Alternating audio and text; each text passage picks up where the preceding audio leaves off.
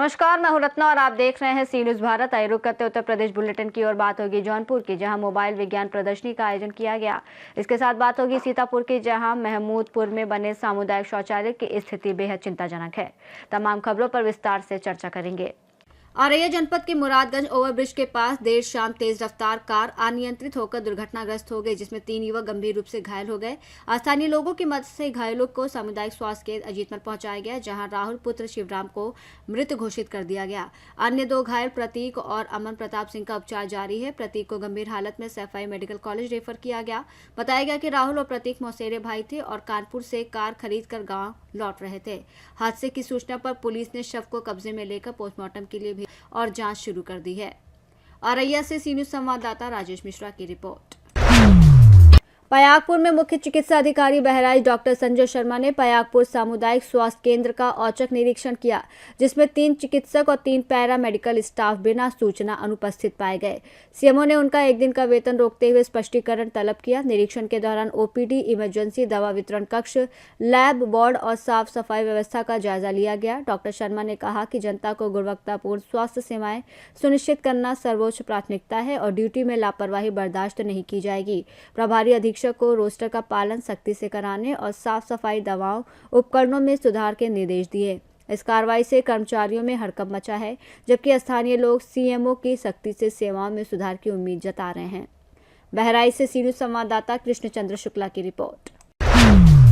Shri Vishwanath inter college Kalan में भारत सरकार के लखनऊ विज्ञान आंचल द्वारा संचालित मोबाइल विज्ञान प्रदर्शनी का आयोजन किया गया, जिसमें विद्यार्थियों ने उत्साहपूर्वक भाग लिया। प्रदर्शनी में विज्ञान को सरल, प्रयोगात्मक और मनोरंजक रूप में समझाने के लिए विभिन्न विज्ञान आधारित मैजिक शो प्रस्तुत किए गए, जिन्हें देखकर छात्रों में विशेष जिज्ञासा और उत्साह देखा गया।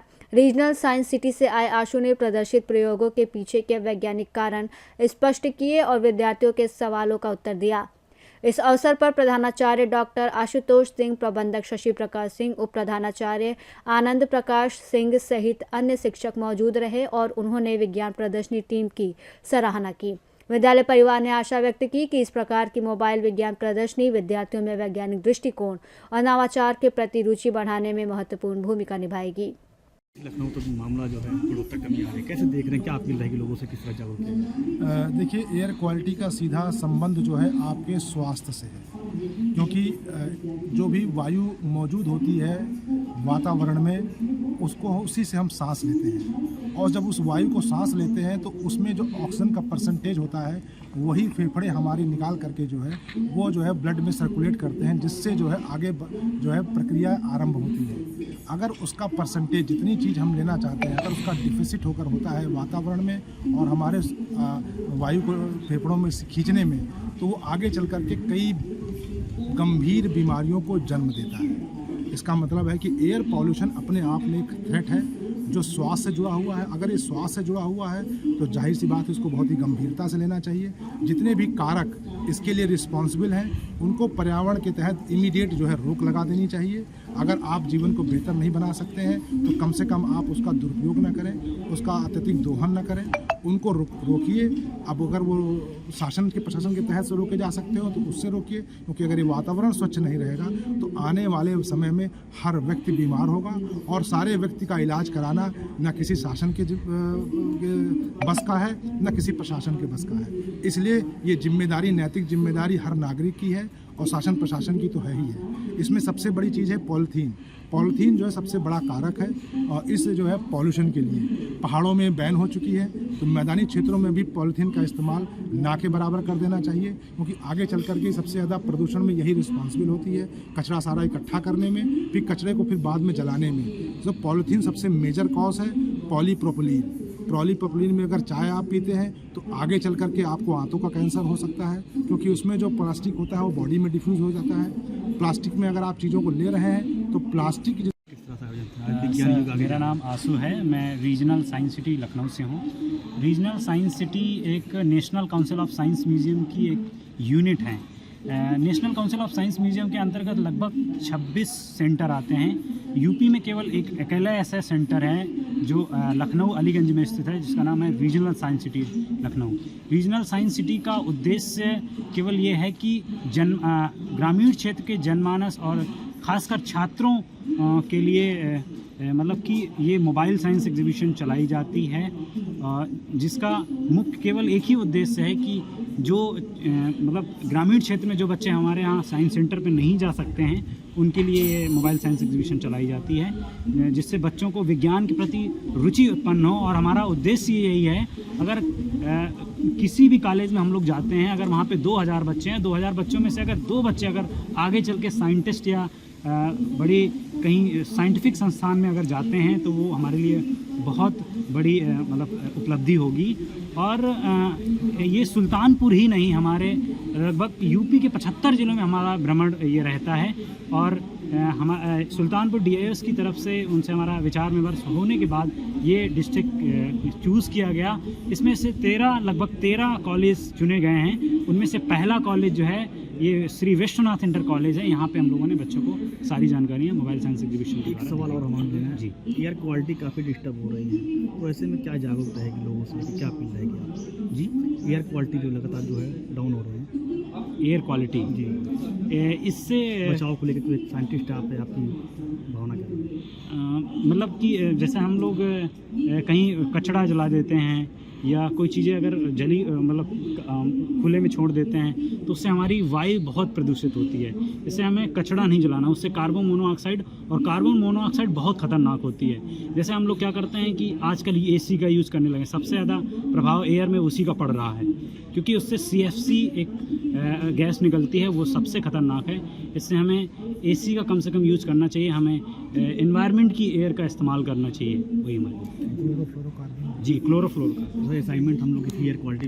आज एक प्रोग्राम जो है लखनऊ से रीजनल साइंस सेंटर से हमारे पास एक पूरी टीम आई हुई है और जो विज्ञान के हर पहलू की समझ को बच्चों के बीच में प्रस्तुत कर रही है। और उस प्रस्तुति में जो है सबसे सुबह आज एक मैजिक शो कंडक्ट कराया गया है। और मैजिक शो जो कंडक्ट कराया गया वो जितने भी फिजिकल फिनोमिना हैं, जितनी भी चीज़ें हैं, उनको बड़ी बारीकी से और बड़े ही मतलब सरल तरीके से जो है उनको समझाने का प्रयास किया गया है। विज्ञान सब तक पहुँचे, हर बच्चे तक उसकी समझ पहुँचे, इसी कड़ी में इसके प्रचार और प्रसार के लिए रीजनल साइंस सेंटर से पूरी टीम, वहाँ से एक साइंटिस्ट आशु जी आए हुए हैं और उनकी पूरी टीम आई हुई है। और यहाँ पे क्लास 6 से लेकर के अप टू क्लास 12 तक सभी बच्चों को विज्ञान की समझ के प्रति जो है रूबरू कराया जा रहा है। इस कड़ी में 3 चीज़ों को लेकर के हम चल रहे हैं। पहली चीज़ है बच्चों को सरलतम तरीके से जो है एक इजी पॉइंट ऑफ व्यू से जो चीज़ें समझानी है विज्ञान की, उसके लिए एक मैजिक शो कराया गया है। दूसरा जो है एक डॉक्यूमेंट्री हमने यहाँ से मिली है सर की तरफ से, जो जिस डॉक्यूमेंट्री में विज्ञान के जो चीज़ें जिनको समझने में थोड़ा दिक्कत आती है और उनके हर पहलू को इस डॉक्यूमेंट्री में कवर किया गया है, वो बच्चों को दिखाई जा रही है सभागार के अंतर्गत। और तीसरा जो है लाइव प्रोजेक्ट्स, उसके लिए एक मोबाइल बस है। इस मोबाइल सचल बस जो है इसमें 20 जो है लाइव प्रोजेक्ट्स हैं जो विज्ञान के हर विषय पर आधारित हैं और जो हमारे आसपास के वातावरण में मौजूद हैं उनको सरल तरीके से बच्चों में समझाने का प्रयास किया जाएगा, ताकि इससे बच्चों में विज्ञान के प्रति एक बेहतर रुचि बने और भविष्य में जो है वो एक भविष्य में जो है भारत का एक बेहतर निर्माण कर सके। ये चीज़ें शुरुआत हुई हैं और मैं उम्मीद करता हूँ कि जो है साइंस के प्रति ये लगाव ये रीजनल साइंस सेंटर की तरफ से बराबर मिलता रहेगा और मैं उम्मीद करता हूँ कि यहाँ के बच्चे जो है इस संस्था के प्रति से लाभान्वित होते हैं। लगभग कितने बच्चे पार्टिसिपेट किए इसमें? अब आज थोड़ा सा मौसम की वजह से जो है बच्चों की संख्या। जौनपुर से सी न्यूज़ संवाददाता दिवाकर मिश्रा के साथ दीपक सिंह की रिपोर्ट। बच्चों ने पार्टिसिपेट किया है। कन्नौज के हसेरन ब्लॉक क्षेत्र ग्राम सादिकपुर में स्वतंत्रता सेनानी स्वर्गीय छोटे लाल पाल की जयंती के अवसर पर राघवेंद्र सिंह पाल और कश्मीर पाल के नेतृत्व में एक भव्य कंबल वितरण कार्यक्रम आयोजित किया गया। मुख्य अतिथि समाजवादी पार्टी लोहियावाहिनी के जिलाध्यक्ष अंशु पाल ने कड़ाके की ठंड में जरूरतमंदों और असहाय लोगों को कंबल वितरित किए और स्वर्गीय छोटे लाल पाल को श्रद्धांजलि अर्पित करते हुए उनकी मूर्ति स्थापित करने की घोषणा की। कार्यक्रम में सैकड़ों ग्रामीणों ने भाग लिया। बुजुर्ग और असहाय लाभार्थियों के चेहरे कंबल पाकर खिल उठे। अंशुपाल ने कहा कि महापुरुषों की जयंती केवल उत्सव तक सीमित नहीं रहनी चाहिए, इसे समाज सेवा से जोड़ना चाहिए। इस अवसर पर गोविंद कुशवाहा, अरुण पाल, दिनेश यादव, जितेंद्र यादव सहित कई गणमान्य नागरिक और समाज सेवी मौजूद रहे। देखिए, स्वतंत्रता संग्राम सेनानी स्वर्गीय छोटे लाल पाल जी को प्रतिवर्ष 9 जनवरी को हम लोग याद करते हैं और सिर्फ एक कार्यक्रम के माध्यम से ही नहीं, हम तो उन सभी स्वतंत्रता संग्राम सेनानियों को भी नमन करते हैं जिन्होंने देश की आज़ादी में योगदान रहा उनका। और हम उन परिवारों को भी प्रणाम करते हैं जिनके परिवार के वो थे और देश की आज़ादी में सभी का योगदान रहा, सहयोग रहा, जिनकी वजह से आज हम सब लोग यहाँ पर मौजूद हैं, उपस्थित हैं। जो आज़ादी में जिस तरह से अंग्रेज़ों का हुकूमत रही तो उस समय बड़ी परिस्थितियाँ गड़बड़ थीं, बहुत सी समस्याएं हम लोगों को, हमारे पूर्वजों को उठानी पड़ी, लेकिन ऐसे महान स्वतंत्रता सेनानियों की वजह से ऐसे देश में कई ऐसे महापुरुष जो शहीद हो गए हैं, चाहे चंद्रशेखर आज़ाद हों, सुभाष चंद्र बोस हों, चाहे सुखदेव सहदेव और अशफाक उल्लाह खां जैसे महान क्रांतिकारियों ने अपने जीवन का बलिदान किया। आज हम लोग जो स्वतंत्र भारत में आज जो चैन की सांस ले रहे हैं, हम सब उनको नमन करते हैं। और आज उनकी पुण्यतिथि पर जो गरीब और असहाय लोग थे, सर्दी के मौसम में उनको कंबल देकर सम्मानित भी किया है और उनके सुविधा अनुसार उनके ज़रूरत के हिसाब से उन्हें कंबल वितरित करके उनका आज जो पुण्यतिथि हम लोग ने मनाया है और एक यादगार जो दिन है और महत्वपूर्ण दिन था हम सब के लिए। दिव्यांग एवं वृद्धजनों को कितने कंबल वितरण किए गए? टोटल 130 कंबल थे और 130 कंबल में दिव्यांग भी थे और वृद्ध भी लोग थे, माताएं बहनें भी थीं। टोटल 130 लोग ऐसे थे जो जिनको ज़रूरत थी, उनको हमने लोगों ने कंबल देकर उन्हें सम्मानित किया है। कन्नौज से सी न्यूज़ संवाददाता सीबू सैनी की रिपोर्ट। मुरादाबाद थाना भोजपुर क्षेत्र में एक विधवा वृद्ध महिला ने अपने मकान पर सौतेले देवर द्वारा जबरन कब्जे का आरोप लगाते हुए वरिष्ठ पुलिस अधीक्षक से न्याय की गुहार लगाई है। महिला का कहना है कि स्वर्गीय शौकत अली ने अपने 4 बेटों में मकान बराबर हिस्सों में बांटा था और उसका हिस्सा उसे गुजर बसर के लिए दिया गया था, लेकिन उसके सौतेले देवर ने अपने हिस्से बेचने के बाद दबंगई से उसके मकान का ताला तोड़कर कब्जा कर लिया। इस घटना का वीडियो सोशल मीडिया पर तेजी से वायरल हो रहा है। महिला ने पहले स्थानीय थाना भोजपुर में शिकायत की थी, लेकिन कार्रवाई न होने पर सीधे एसएसपी से शिकायत की है और अवैध कब्जा हटाकर मकान दिलाने आरोपियों के खिलाफ सख्त कानूनी कार्रवाई की मांग की है। पुलिस ने बताया कि शिकायत की जांच जारी है और जांच के आधार पर विधिक कार्रवाई की जाएगी। आपके घर पे क्या घटना घटी हुई है? हमारे घर पे कोई नहीं था उस टाइम। हमारे घर को कोई भी न बच्चे न आदमी, सब पढ़ने गए थे ट्यूशन। हमारे घर के जो बच्चे थे लड़के, इन्होंने एकदम आके, हम ऊपर थे, हम कुरान खानी हो रहा था हमारे घर पे। मैं गई इधर को चाय बनाने के लिए, जब मैंने देखा खटर खटर हो रही है तो मैंने इधर को झाँका मोरी में को अपनी, तो देखा तो इनकी सारे घर की औरतें खड़ी थी सड़क में और ये ताला तोड़ रहे थे। पप्पू और सब्बू, सजाद और अख्तर और इनकी औरतें भी सारी खड़ी थी। कहाँ का ताला तोड़ रहे? ये हमारी बाहर दुकान का, इसमें सामान रखा हमारा सारा, दहेज का भी इसमें। हम रहते ऊपर हैं, 2 मंजिले पे 2 मंजिला बना हुआ है। 2 ताला को तोड़ रहे थे, क्या कर रहे? वो ताले अपने बता रहे थे कि हमारी तो ये ज्यादा इलाही जगह है, पुश्तैनी जगह है ये, तो हमारी कोई हम यहाँ का रहने थोड़ी लगे हैं, यहाँ तो रह रहे हैं। हमारी शादी कोई 20 साल हो, हम तो इसमें ही हैं, जब से आए हैं हम तो इसमें ही हैं। तो ये थोड़ी है कि हम नए आके इसमें रह रहे हैं। थाने गए तो हमारी कोई सुनवाई नहीं हुई, हमसे ये कह दी कि बैठ जाओ तुम एक तरफ को, हम बैठ उठ कर ऐसी आ गए। ये हुआ थाने में भी हमारे साथ, हमने बताया तो ये कह दिया कि तुम बैठ जाओ। बैठे जब हमारी न हुई तो फिर हम अपने घर को आ गए। हाँ, मारपीट हुई है हमारे साथ, लड़कों ने भी मारा है, और जो घर की औरतें उन्होंने खींचा है हमें। जो ताले तोड़ रहे हैं पप्पू, उनकी वीडियो हमारे पास है। जो घर में कब्जा करा हुई जो बैठी है औरतें, कल से हम गए तो हमें भगा दिया उन्होंने धक, क्योंकि हम 2 जनी थे, औरतें थी नहीं हमारे घर में। हमारा सामान दुकान में है सारा, जितने भी उसी दुकान में दहेज का, हाँ उसी दुकान में है सारा।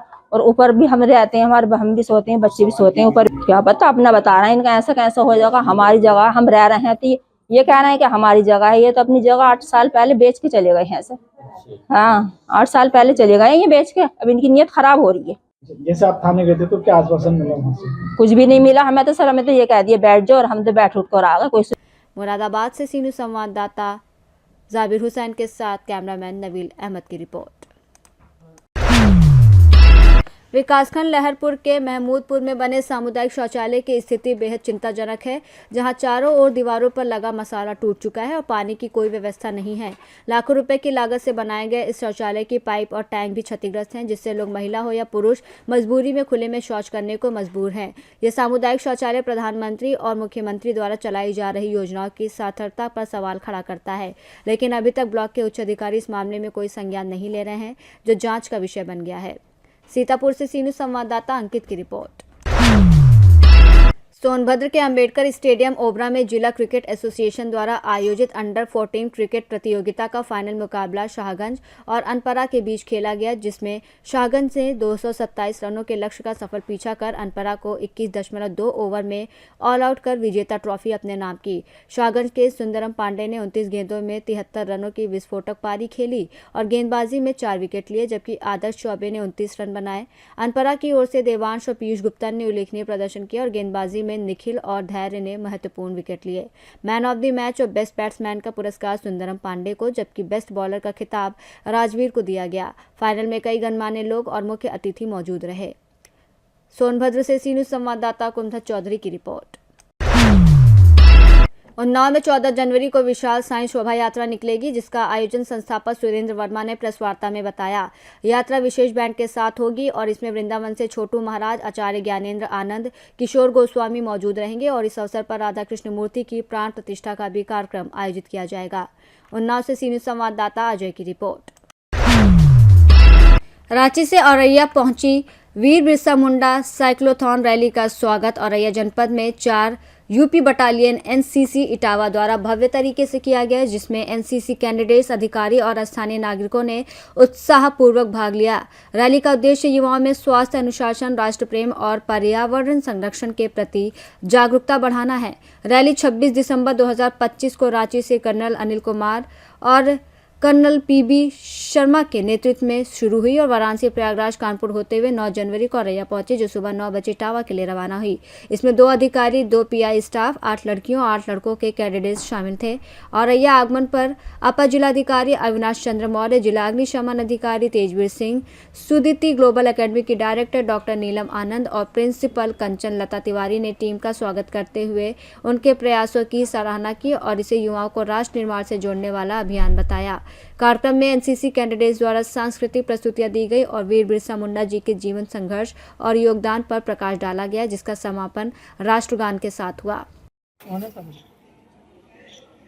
आज आप जो है औरैया जो है एनसीसी कैडेट के साथ पहुंचे हैं, क्या मामला है और किस तरीके से जो है आप अपनी यात्रा निकाल रहे हैं? हम वीर बिरसा मुंडा साइक्लोथॉन के साथ एनसीसी के कैडेट्स की टीम के साथ आज औरैया पहुंचे हैं और ये साइक्लोथॉन 28 दिसंबर को रांची से झारखंड के राज्यपाल माननीय श्री संतोष गंगवार जी ने फ्लैग ऑफ किया। उनके साथ देश के रक्षा राज्य मंत्री माननीय श्री संजय सेठ जी भी थे और वहाँ से चलने के बाद हम रामगढ़ कैंट, हजारीबाग, फिर बिहार में बाराचाती और औरंगाबाद रुके। औरंगाबाद चल के हम फिर सासाराम, बनारस, मिर्ज़ापुर और प्रयागराज रुके और प्रयागराज से चल के हम फतेहपुर, कल कानपुर रुक के आज आपके साथ औरैया पहुँचे हैं। इस साइक्लोथॉन का उद्देश्य है वीर बिरसा मुंडा जो एक स्वतंत्रता सेनानी हुए हैं 19वीं सदी के अंत में, उनके बारे में लोगों को जानकारी देना और उनकी ख्याति को जन जन तक पहुँचाना। इस यात्रा में लगभग आपको कितना समय लगेगा? ये यात्रा हम 16 जनवरी को दिल्ली में समाप्त करेंगे।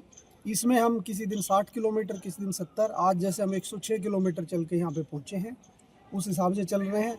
इस यात्रा का उद्देश्य है डिस्टेंस कवर नहीं करना, बल्कि लोगों से मुलाकात करना, जो युवाओं से मुलाकात करना, स्कूल के बच्चों से, कैडेट से, और वीर बिरसा मुंडा की कहानियाँ और उनकी जो देशभक्ति की बातें लोगों तक पहुँचाना। इस यात्रा में आपके साथ कितने लोग लगभग हैं? इस यात्रा में हम 20 साइकिलिस्ट हैं और 10 का हमारा सपोर्ट स्टाफ है।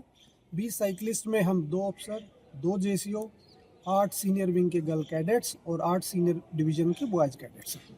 यात्रा में आपको किस तरीके का सपोर्ट मिल रहा है? यात्रा में सपोर्ट विभिन्न प्रकार का है। सबसे पहले तो जो पुलिस प्रशासन का है कि पुलिस की पायलट गाड़ी साथ रहती है, एम्बुलेंस साथ रहती है, जगह जगह पे हमें गाइडेंस के लिए शहरों से जब हम गुजरते हैं तो पुलिस प्रशासन बहुत मदद करता है।